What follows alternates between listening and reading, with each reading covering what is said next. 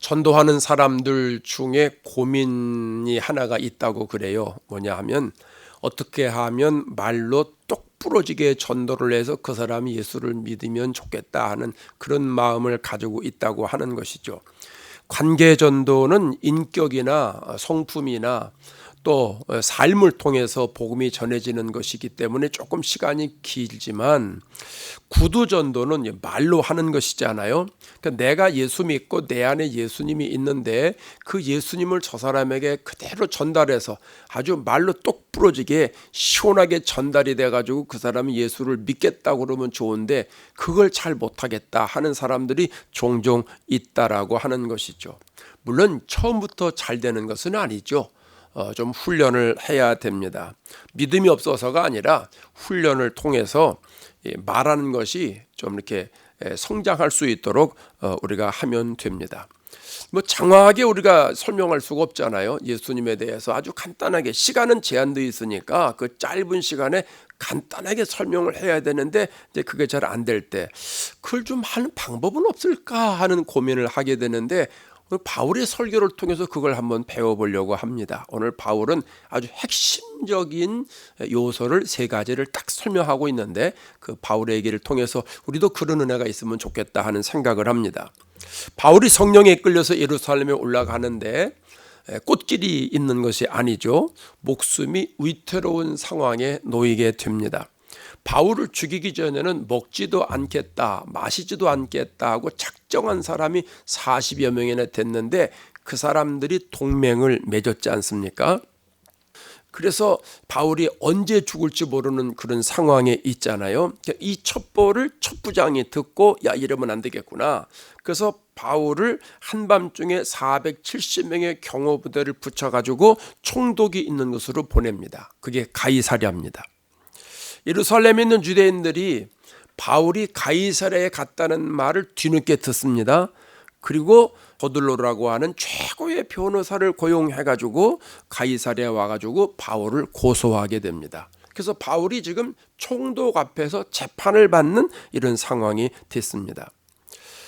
바울은 총독 앞에서 자신에게 더 씌워진 이 거짓 모함이라고 하는 걸 자세하게 이제 설명을 합니다. 그래서 바울의 변증을 듣고 있던 재판장과 그 재판석에 있는 많은 사람들이 아무 소리를 못하는 거예요. 왜냐하면 자기들이 주장한 것들이 다 거짓으로 다 드러나잖아요. 바울이 이야기한 게 진실이고 자기들은 거짓을 만들어서 꾸며서 얘기를 했기 때문에 차마 거기서 말을 할 수가 없는 거지요.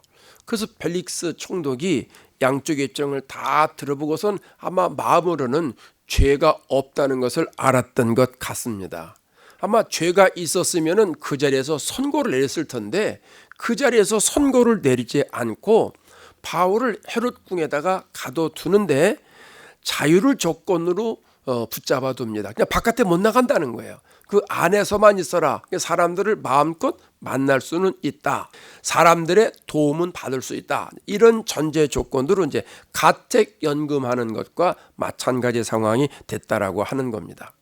그리고 이제 수일이 지났는데 이 총독이 가만히 있지를 못합니다. 그의 아내와 함께 바울을 불러서 이야기를 듣습니다. 자, 그게 24절인데 24절 한번 봐요. 수일 후에 벨릭스가 그 안에 유대 여자 드루실라와 함께 와서 바울을 불러 그리스도 예수 믿는 도를 듣거늘.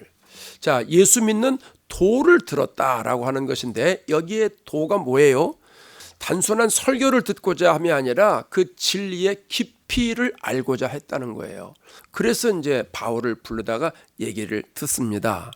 자, 바울이 어떤 설교를 할까요? 25절에 바울의 설교 내용이 나와 있는데 25절에 굉장히 중요합니다. 앞부분이 바울이 의와 절제와 장차 오는 심판을 강론하니. 자, 세 가지 얘기하죠. 뭐죠? 첫째는 의, 둘째는 절제, 셋째는 심판. 이 세 가지를 설명을 합니다. 근데 오늘 본문에는 그냥 의와 절제와 심판 이렇게만 나와 있고 구체적으로 어떤 것을 이야기했는지는 기록하지를 않지만 신앙생활에 중요한 것이 이 세 가지입니다. 의와 절제와 심판, 이것이 신앙생활의 핵심이다. 이렇게 해도 틀리질 않습니다. 그래서 오늘 이 시간에 이 세 가지를 조금 더 구체적으로 살펴보려고 합니다. 첫 번째는 뭐라고 그랬어요? 의라고 그랬어요. 의. 자, 이 의는 도덕적인 의, 이 세상에서 얘기하는 윤리적인 의가 아닙니다. 하나님이 말씀하시는 의를 말하는 겁니다. 하나님이 인정하시는 의를 얘기를 하는 거예요. 바울이 제일 처음으로 이 의에 대한 설교를 할 때가 언제냐면 1차 전도 여행 때 이 의에 대해 설명합니다. 비시디아 안디옥에서 이 설명을 하는데 어떤 사람들은 이제 성경을 좀 배운 사람들 중에 이렇게 질문하는 사람들이 있어요. 아니 로마서가 사도행전보다 앞서 기록을 했으니까 로마서에 바울이 의에 대해서 먼저 설교한 거 아니냐 이렇게 생각을 하는데 물론 맞아요. 로마서가 먼저 기록을 했어요. 57년경에 기록이 됐고 사도행전은 60년에서 63년쯤에 기록을 했으니까 기록한 순서는 사도행전이 한참 뒤는 맞아요. 그런데 사도행전은 그동안 사도 바울이 1차 전도여행, 2차 전도여행, 3차 전도여행을 다 묶어서 기록한 거잖아요. 그것뿐만 아니라 누가는 뭐라고 기록을 하냐면 사도행전에 성령이 강림을 한 그 다음부터 있었던 역사들을 다 기록한 것 아니겠어요. 그러니까 기록은 로마서가 먼저 했지만 사도 바울이 사도행전에서 1차 전도여행 피시디아 안디옥에서 의를 설명한 것, 설교한 것은 그게 먼저라고 하는 거예요. 아시죠? 성경을 우리가 잘 배워야 돼요. 성경을 알았다는 사람들이 가끔 이런 질문을 하게 되는데 그건 하나만 알고 이제 둘은 모르기 때문에 나타나는 현상입니다. 자, 그러면 1차 전도 여행 때 바울이 어떤 의에 대한 설교를 했는지 사도행전 13장 39절로 거슬러 올라갑니다. 이거 옛날에 우리 다 배운 겁니다. 자, 13장 39절을 보면 또 모세의 율법으로 너희가 의롭다 하심을 얻지 못하던 모든 일에도 이 사람을 힘입어 이 사람이 누구예요? 사도 바울이 이제 복음을 증거하잖아요. 그걸 힘입어서 믿는 자마다 의롭다 하심을 얻는 이것이라. 자, 어떻게 의롭게 된다고 그랬어요? 믿는 자마다 그랬잖아요. 믿는 자마다. 저 빨간색으로 칠해놨잖아요. 믿는 자마다 의롭게 하심을 얻는다. 자, 그럼 조금 더 구체적으로 그럼 로마서에 이제 정제된 바울의 표현을 볼까요? 로마서 3장 28절 사람이 의롭다 하심을 얻는 것은 율법의 행위에 있지 않냐고 뭐로 돼요? 믿음으로 되는 줄 우리가 인정하노라. 더 간단한 말씀 5장 1절 로마서 5장 1절 우리가 믿음으로 의롭다 하심을 받았으니. 자, 의롭게 되는 길을 똑부러지게 설명합니다. 누굴 믿어야 된다는 거예요? 예수님을 믿어야 된다는 거예요. 예수님을. 그러니까 여러분 우리가 믿음을 잘 정리를 해야 돼요. 믿음이 뭐냐? 믿음을 내가 믿는 게 기준이 될 수 있어요. 잘못하면. 내가 예수 믿는 거 이게 기준이 될 수 있는데 아니에요. 하나님이 제시하시는 믿음이 기준이 돼야 됩니다. 하나님이 인정하시는 믿음이 기준이 돼야 됩니다. 그게 굉장히 중요한 거예요. 그러면 하나님이 세우신 기준을 우리가 또 알면 좋지 않겠습니까? 자, 로마서 10장 9절 하나 더 소개해 드립니다. 내가 만일 내 입으로 예수를 주로 시인하면, 자, 정확히 나오죠? 예수님을 주로 시인하는 사람, 또 하나님께서 그를 죽은 자 가운데서 살리신 것을 네 마음에 믿으면 구원을 받으리라. 한마디로 말하면 예수님께서 내 죄를 대신하여 십자가에 죽으신 사실을 믿고 3일 만에 부활하신다는 사실을 믿고 내가 입으로 시인하고 고백하면 그 사람은 하나님이 인정하시는 의로운 사람이 된다라고 하는 겁니다. 왜 이걸 강조하느냐 하면 교회를 다니다 보면 교회는 신앙생활의 시작이지만 종교생활하는 사람들이 간혹 있어요. 종교생활하는 사람들. 이렇게 종교생활하는 사람들은 예수님의 이야기를 많이 들어서 알고 있어요. 그러면서 믿음은 가는구나. 그러고선 자기가 생각하는 걸 믿어요. 그걸 신념에서 나오는 믿음이라고 설명을 드렸죠. 믿음이 두 가지라고 그랬죠. 하나는 신념에서 나오는 믿음, 하나는 말씀에서 나오는 믿음. 신념을 믿는 믿음과 말씀을 믿는 믿음이라고 그랬어요. 그러니까 겉으로 보기엔 다 믿음이니까 다 똑같은 것 같지만 아니에요. 내가 생각하는 걸 믿는 건 신념이에요.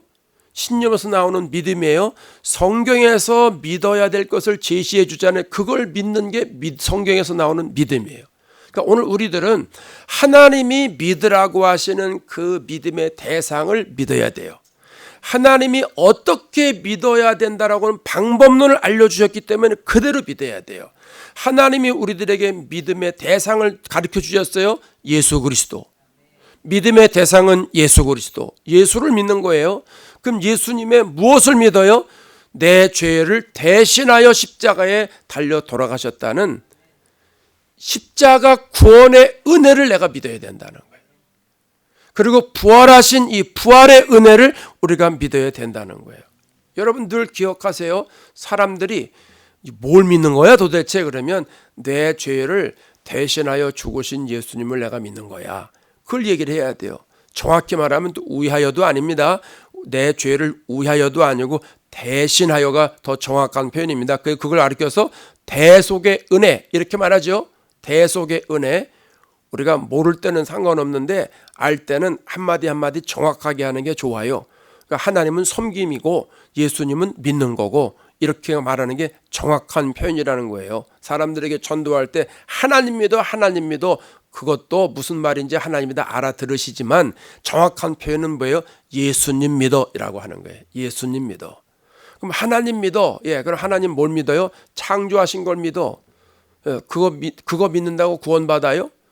아니요. 하나님이 이 땅의 구세주로 보신 예수 그리스도를 믿어야 되고 예수님이 내 죄를 용서해 주시기 위하여 십자가에 달려 들어가셨다는 걸 믿어야 된다는 것이고 3일 만에 부활하셨다는 걸 믿어야 된다는 것이고 장차 재림하셔서 심판하신다는 걸 믿어야 되는 게 온전한 믿음인 줄로 믿습니다.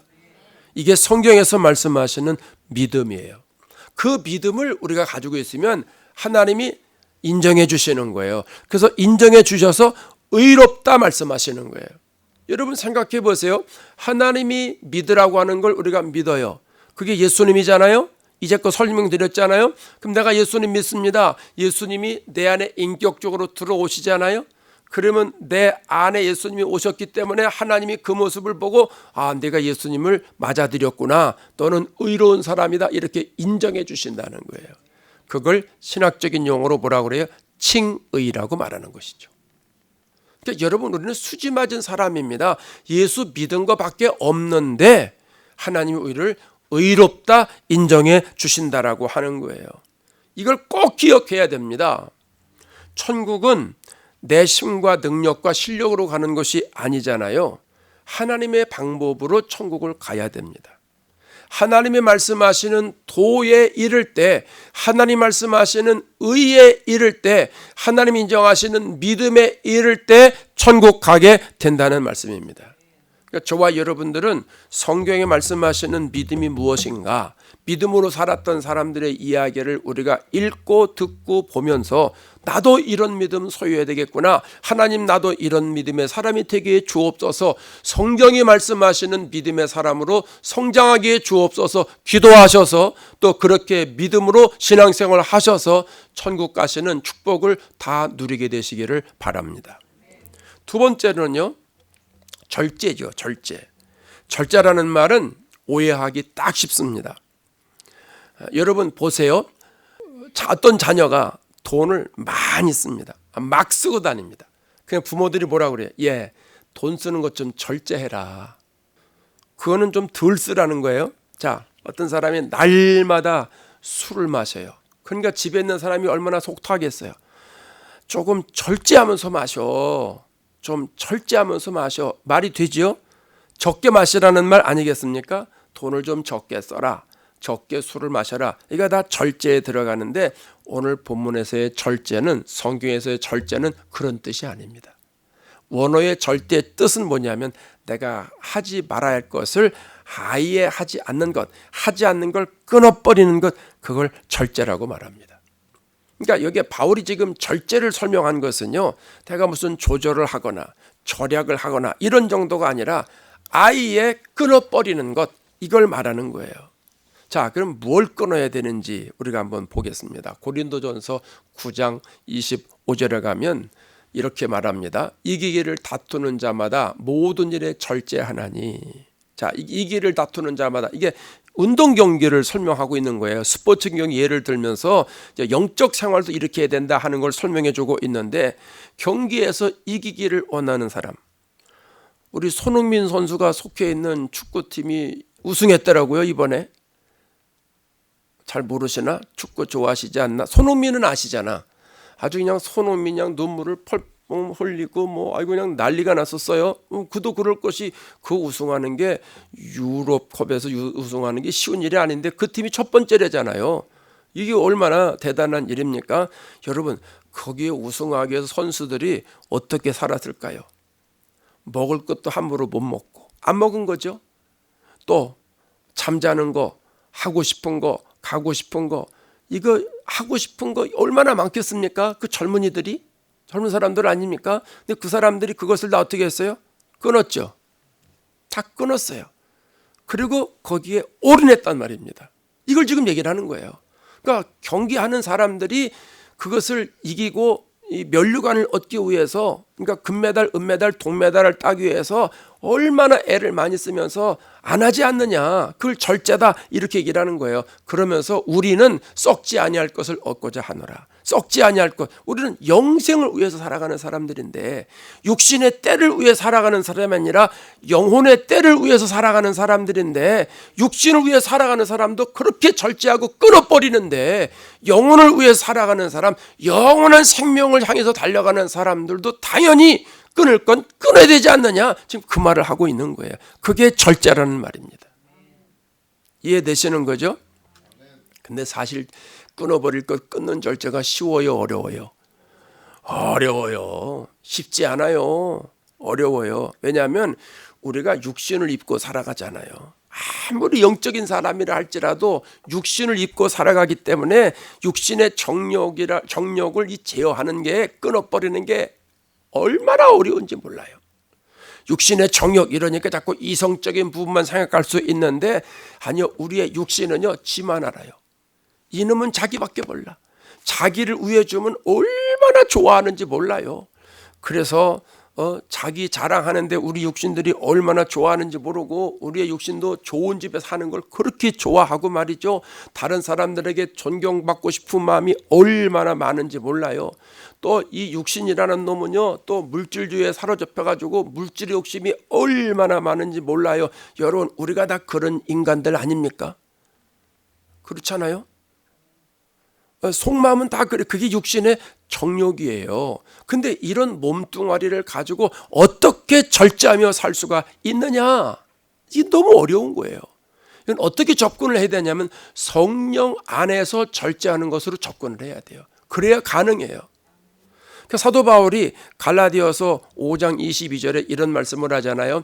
오직 성령의 열매는, 그러면서 사유하고 자양충언절, 이렇게 해서 9가지 열매 있잖아요. 한번 읽어봐요. 시작.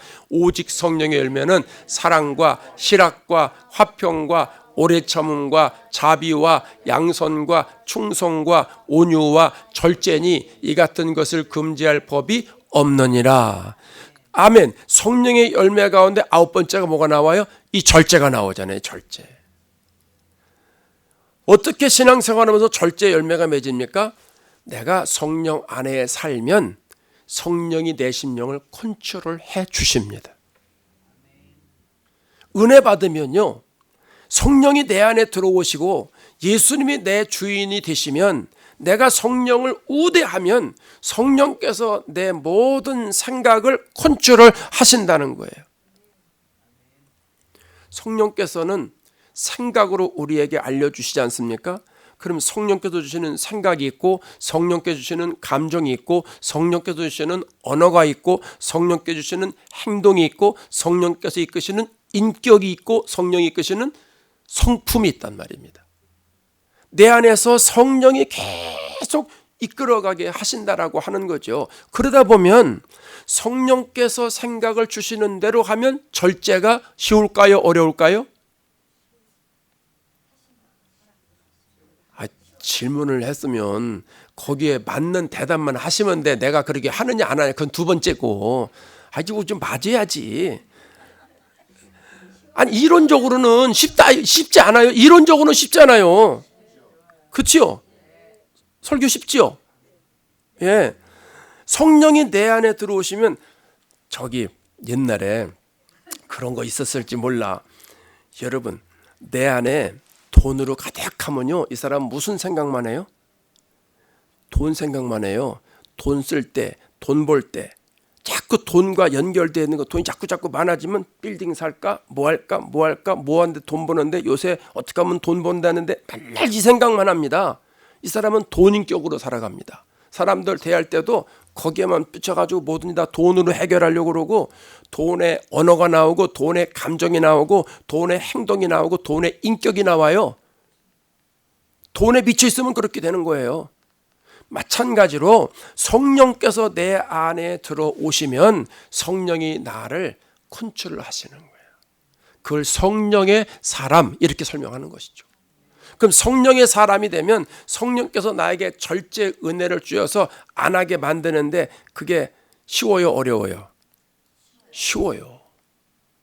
저와 함께 신앙생활하던 권사님이 고등학교 때부터 이거를 폈는데 담배를 폈는데 이걸 못 끊어가지고 근데요 어느 날 갑자기 딱 끊어지더라는 거예요 이게.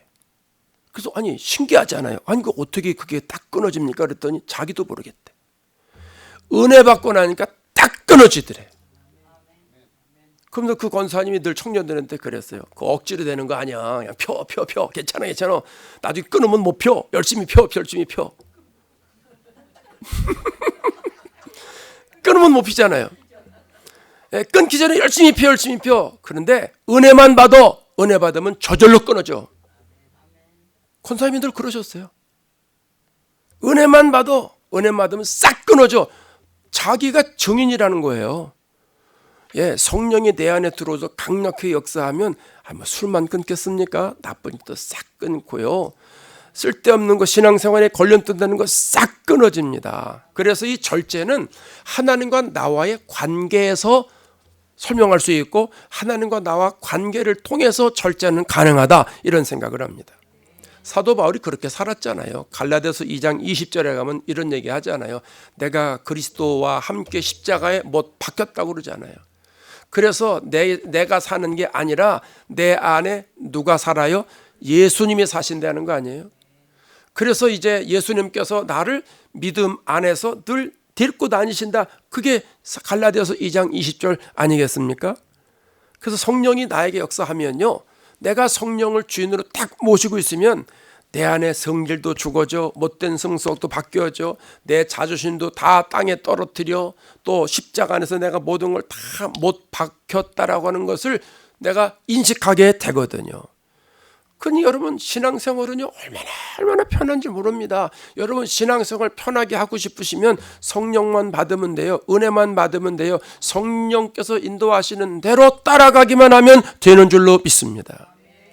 육신의 사람은요 육신이 요구하는 길로만 가요. 그러나 성령의 사람은 성령이 요구하는 대로 간다라고 하는 겁니다. 이것이 절제예요. 그래서 얼마든지 절제할 수 있는 거예요. 끊어버릴 것 끊을 수 있는 거예요. 여러분이 예수 믿으면서 한 가지 이상은 다 끊어버릴 거 끊었잖아요. 그게 절제예요. 그러니까 예수 믿는 사람은 이걸 잘해야 됩니다. 그러면서 예수 믿는 사람으로 만들어져 가는 거죠. 저와 여러분들이 예수 믿으면서 이런 절제의 능력을 성령 안에서 발휘하시기를 바랍니다. 세 번째는요, 심판을 얘기를 하죠. 심판. 자, 인간은 죽음으로 끝나는 것이 아니죠. 히브리서 9장 27절에 뭐라고 그래요? 한 번 죽는 건 사람에게 다 정해진 거예요. 그 후에는 뭐가 있어요? 심판이 있다 그랬어요. 지난 시간에 말씀을 드렸어요. 의인의 심판이 있고 악인의 심판이 있다고 그랬죠. 자, 15절에 그런 말씀이 있다고 말씀을 드렸어요. 사도행전 24장 15절에 그들이 기다리는 바 하나님께 향한 소망을 나도 가졌나니, 사도 바울이 소망을 가졌어요. 어떤 소망이에요? 의인과 악인과 부활이 있으리라. 의인과 악인의 부활이 있다라고 하는 거죠. 그래서 제가 요한복음 5장 29절 말씀 지난주에 소개해 드렸지 않습니까? 다시 한번 볼까요? 선한 일을 행한 자는 생명의 부활로, 악한 일을 행한 자는 심판의 부활로. 의인만 부활되는 게 아닙니다. 악인도 부활됩니다. 근데 차이가 있다고 그랬죠. 차이가 있어요. 여러분 2번 말씀을 듣는데 오늘은 얼굴이 환해. 이 부활 얘기를 듣는데 지난주하고는 달라요. 제가 보니까 이 벌써 지난주에 말씀을 듣고 확신을 가지신 거예요. 그러니까 오늘 이 부활 얘기를 하니까 환해졌어. 할렐루야죠. 교인들은 이래야 돼요. 믿음 얘기하면 환해야 되고, 생명 얘기하면 환해야 되고, 부활 얘기하면 환해야 되고, 왜냐하면 내 것이고 내가 그곳을 가야 되기 때문에. 이게 은혜로운 교회예요. 자, 의인의 부활 복습합니다. 의인들이 부활됩니다. 이건 예수 믿는 사람들 말하는 겁니다. 요한복음 5장으로 말하면 선한 일을 행한 사람이다, 이렇게 얘기를 합니다. 이 사람들은요, 예수 믿은 사람이에요. 예수 믿은 사람들이 부활할 때는 그 부활은 상급을 받기 위한 부활이라고 말씀드렸습니다. 상급을 받기 위한 부활. 그러면 저와 여러분이 살아 있을 때 예수님 재림하시면 들림받지만, 우리가 죽은 뒤에 예수님 재림하시면 우리는 부활하지 않습니까? 우리는 부활해서 하나님의 심판 때 딱 섭니다. 우리는 뭘 받기 위해서? 상급을 받기 위해서. 뿌린 대로 걷는 거예요. 마태복음 5장에 고난을 받을 때 하늘에서 상이 크다, 예수님 말씀하셨죠. 예수 믿는 것 때문에 사람들에게 미움을 당하고, 사람들에게 시기를 당하고, 질투를 당하고, 막 이런 고난을 우리가 겪을 때 그런 사람 잘 이겨나가세요. 괜히 막 부르르 또 이렇게 해서 막 대항하지 마시고 그냥 성령에 따라서 절제를 하세요. 그건 아무것도 아니다. 지난번에 말씀을 드렸잖아요. 누가 사람이 저한테 가서 야 미친놈 이렇게 말하면 아무 소리 안 한다고. 제가 미친놈 그러면 쳐다보지 않아요. 왜? 미친놈이니까 쳐다보는 거예요. 난 미친놈이 아니요. 그러니까 나하고 상관없으니까 신경 안 쓰면 되는 거예요. 그렇게 살으라고 말씀드렸잖아요. 내가 해당 안 되면 들을 필요 없어요. 왜 다른 사람 말에 그냥 막 뚜껑이 열려도 난리쳐요? 그러니까 난리치는 거예요. 그 사람 바른 소리 했구만. 그러니까 뚜껑이 열리지. 왜 뚜껑이 열려? 내가 그 사람인가 뚜껑이 열리는 거예요. 내가 그 사람이 아니면 그 사람이 짖든지 말든지 나하고 상관없으니까 뚜껑이 안 열려야 됩니다. 그렇지 않아요? 이게 중요한 겁니다. 그래서 예수를 잘 믿으면요, 화날 것도 없어요. 사람들이 뭐라고 그래도 내 얘기 아니까 신경 안 써도 돼요. 그렇잖아요. 히브리서 11장에 가면 하나님은 자기를 찾는 이들에게 상 주시는 이심을 믿어야 할지니라 이랬지 않습니까? 그러니까 하나님이 우리에게 시간을 주시고 재능을 주시고 또 여러 가지 은사를 허락해 주셨는데 그 모든 것들을 어떻게 사용했느냐 가지고 하나님이 그때 상급을 주시는 거예요. 그러니까 하나님이 우리에게 주신 걸 잘 활용하시자고요. 잘 활용하셔서 주님의 영광을 위해서 마음껏 활용하시는 거죠. 우리의 몸뚱이도 주님을 위해서 쓰고, 물질도 주님을 위해서 쓰고, 우리의 재능도 주님을 위해서 쓰면 나중에 하나님이 우리에게 상급을 주시지 않습니까? 그 복을 다 받아 누리시기 바랍니다. 악인도 부활합니다. 악인은 왜 부활시킵니까? 심판하기 위해서. 심판해서 지옥으로 보내기 위해서 악인이 부활하는 거예요. 만일에 말이죠, 상급이 없다면 우리가 이 시간 이렇게 나올 필요도 없어. 그렇잖아요. 교회 일에 죽으라고 충성할 필요도 없어. 기도 안 해도 되고 뭐 할 필요가 없지. 상급이 없으니까. 전도 안 해도 되고 교회 일에 뭐 교인들 열심히 밥해 나르고 섬기려고 그 안 해도 상관없어요. 상급 없는데 뭐 천국 가기만 하면 되지. 근데 그렇게 신앙생활로 천국 갈지는 모르겠습니다만은 하나님은 그렇게 말씀하지 않았다라고 하는 거죠. 우리는 예수님의 부활을 믿고 나중에 내 부활도 믿기에 하나님의 심판 때 가서 상급을 받는 걸 확실히 믿기에 우리가 신실하게 신앙생활을 합니다. 주님이 부르시는 그날까지 신실한 마음 가지고 신앙생활 하셔서 하나님 주시는 상급을 다 받아 누리는 축복을 얻으시기를 바랍니다.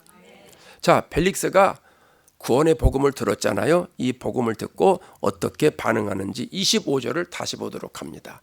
의와 절제와 심판에 대해서 강론했다고 그랬잖아요. 그 다음에 벨릭스가 두려워하여 대답하되 지금은 가라. 내가 틈 있으면 너를 부르리라. 두려워했다는 거죠. 의와 절제와 심판에 대한 복음을 들었는데 두려워했다는 거죠. 왜 두려워했을까요? 자기의 삶이 지저분하거든요. 역사학자들의 말에 의하면 이 벨릭스는 지금 세 번째 결혼하는 거래요. 이 드루실라와 결혼하기 위해서 드루실라가 결혼했던 그 남편을 이혼시키고 여자를 뺏어와서 강제 이혼시키고 뺏어와서 결혼했다는 거예요. 이 드루실라도 마찬가지입니다. 벨릭스가 세 번째 남편인데 이때 나이가 20살이 안 될 때라고 합니다. 이게 막 떼먹은 사람이냐? 아닙니다. 왕가의 자손입니다. 왕가의 자손.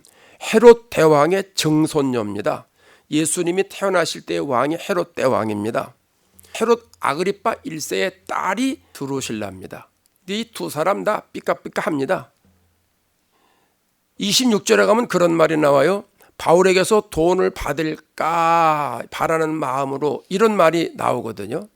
벨릭스 총독은요, 뇌물 받기를 좋아하는 사람이었고 돈을 너무너무 사랑하는 사람이에요. 근데 여러분, 제가 아까 말씀드려 말았는데 벨릭스는 처음에 예수 믿는 도를 들으려고 사도 바울을 불렀잖아요. 근데 도를 들으려고 불러서 사도 바울이 이 도에 대해서 얘기를 했어요. 의에 대해서, 절제에 대해서, 심판에 대해서 얘기를 했어요. 그러면 딱 듣고 나서 아, 예수 믿는 도가 저런 거로구나. 그러면 그 자리에서 어떻게 했어야 됩니까? 회개했어야죠. 근데 지금 이 총독은 어떻게 해요? 딱 듣고 나니까 기분이 잡져버린 거예요. 기분이 잡져가지고 그만해. 나 바빠서 가야 되니까 다음에 또 얘기해. 그리고 자리를 털고 일어난 거예요. 그 다음에 말씀해 보면 바울이 거기에서 2년 동안 감옥에 있었거든요. 2년 동안 허구날 와가지고 바울을 불러낸 것 같아. 성경에 보면 그렇게 나와요. 그래서 자주 불러가지고 얘기를 했다. 불러내면 돈이라도 좀 나올까 싶어가지고 돈을 받으면 이제 석방시키려는 그런 마음이 있었던 게 아닌가 싶습니다. 근데 여러분, 벨릭스는요 정말 일생일대에 정말 중요한 걸 놓친 거예요. 예수 그리스도의 복음을 알아들었다면, 의와 절제와 심판을 알아들었다면 그 복음을 받았어야 됩니다. 도를 듣고자 불렀으면 도를 듣고 그 도를 자기가 인정하고 그 도를 수용했어야지요. 다시 말하면 영혼의 때를 준비하지 못했다는 거죠. 왜? 물질에 사로잡혀 있으니까 영혼의 소중함을 깨닫지 못한 사람이 되었다라고 하는 거예요. 여러분, 총독 벨릭스만 그러면 좋겠는데 오늘 우리의 영적 상태가 어떤지 한번 살펴봐야 됩니다. 우리가 복음을 들었을 때 어떤 반응이 나오나, 두려워하는 반응이 나와야 합니다. 복음은 두렵고 떨림으로 들어야 돼요. 복음은 두렵고 떨림으로 내가 그렇게 살았나 못 살았나 점검해 가면서 복음을 들어야 돼요. 그러나 복음을 들을 때 하나님의 심판 때 상급이 때는 기대감과 함께 복음을 들어야 합니다. 두렵고 떨림으로 듣는 동시에 기대감으로 복음을 들어야 된다라고 하는 겁니다. 혹시 내가 말씀을 듣는데 하나님의 말씀에 의와 절제와 심판 이외에 다른 말씀을 계속 듣는데 내 속에 두려움이 없다면 큰일 나는 거예요. 이거는 영적 센스가 고장난 거예요. 이를 한국말로 뭐라고 그래요? 영혼이 병들은 거예요. 병들이면 작동이 안 돼. 작동이 안 돼요. 그러면 큰일 나는 거예요. 여러분, 밥을 많이 먹으면 작동해서 배부르다는 반응이 나와야 되고 밥을 안 먹으면 배고프다는 반응이 나와야 돼. 이게 정상적인 거예요. 근데 고장이 나서 작동이 안 돼. 아무리 먹어도, 많이 먹어도 배부른 줄 몰라. 안 먹어도 배고픈 줄 몰라. 문제가 심각한 거예요. 그렇죠? 3일 4일을 굶었는데 배가 안 고파. 빨리 병원에 가봐야 돼. 하루에 5끼 6끼를 먹어도 배부른 줄 몰라. 계속 밥 달래. 병원에 가봐야 돼. 고장난 거예요. 기능이. 하나님 말씀을 듣는데 두렵고 떨림이 없어요. 영적 센서가 고장난 거예요. 하나님 말씀을 듣는데 기대감이 없어요. 천국에 대한 말씀을 듣는데 천국에 대한 기대감이 없어. 상급에 대한 말씀을 듣는데 상급에 대한 기대감이 없어. 신앙이 병들은 거예요. 빨리 회개해야 돼요. 그리고 은혜 받아야 돼요. 성령 받아야 돼요. 그리고 새로워져야 돼요. 마지막 한 말씀 생각하고 설교 마치려고 합니다. 고린도후서 6장 2절에 보라 지금은 은혜 받을 만한 때요 보라 지금은 구원의 날이로다. 하나님이 우리에게 주신 기회, 은혜 받을 수 있는 기회 놓치지 마시기 바랍니다. 구원받을 수 있는 기회 놓치지 마시기를 바랍니다. 그래서 하나님 주신 모든 기회를 우리가 소유해서 내가 예수 믿는 도에 맞는 신앙생활을 한다면 하나님이 얼마나 좋아하시겠어요. 그런 사람이 믿음으로 의로워지는 것 아니겠어요? 저와 여러분에게 이런 축복이 있기를 바랍니다.